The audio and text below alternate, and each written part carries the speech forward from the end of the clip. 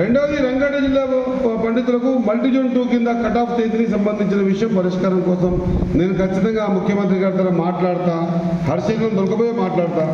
ఆయన ఇద్దరు క్లోజ్, మనం ఆయన తర్వాత.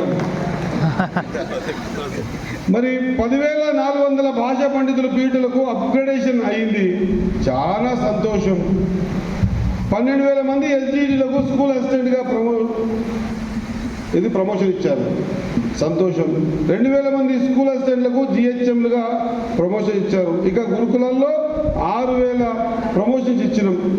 11,082 టీచర్ పోస్టులకు ఉద్యోగాలు ఇచ్చినాం. రాబోయే రోజుల పండితుల పీఠ పక్షాన మేము ఖచ్చితంగా ఉంటాం. ఎందుకు చేసిన ఇదంతా ఆ రోజు మాట్లాడేటప్పుడు సిఎల్బి మీటింగ్లో స్పష్టంగా చెప్పడం జరిగింది.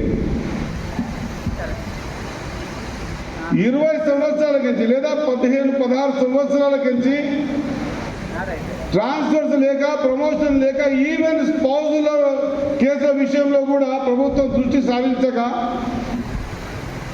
సతమతమవుతున్నటువంటి మీ ఆలోచన విధానాన్ని, మీ రోజువారీ దిన ప్రక్రియని ఆ స్ట్రెస్ కింద బయటికి తీసుకురావాలా. మా భాషా పండితులు కానీ, మా టీచర్లు కానీ పిల్లల మీద కాన్సన్ట్రేషన్ చేసి వాళ్ళ భవిష్యత్తులో మంచిగా తీర్చిదిద్దే విధంగా పూర్తి సమయాన్ని మనస్ఫూర్తిగా ప్రశాంత